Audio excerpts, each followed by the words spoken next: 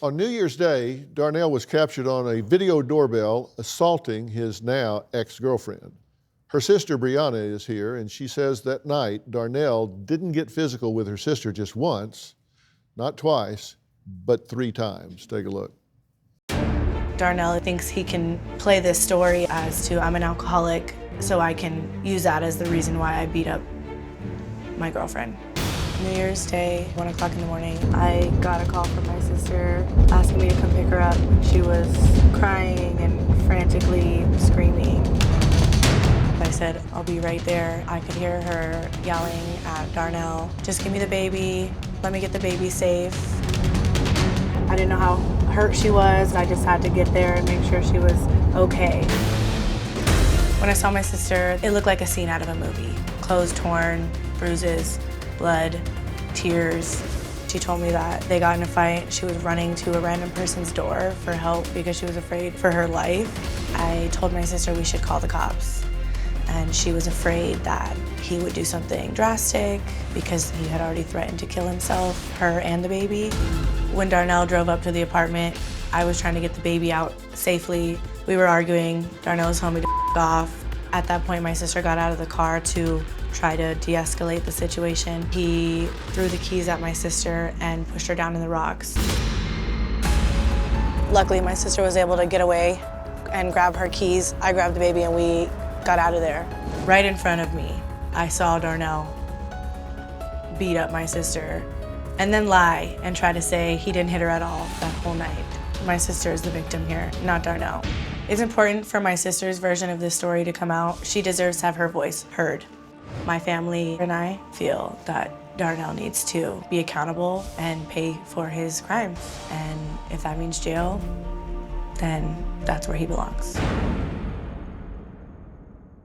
Well, Brianna, thank you for being here. You want to be your sister's voice in all of this.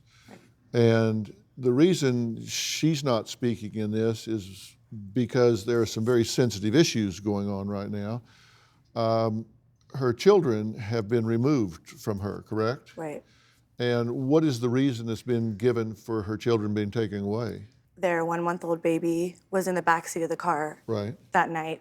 And because my sister didn't press charges, Child Protective Services thought it was best to remove the children from her care. You say that night your sister's lip was busted. She had hair that was coming out from being yanked.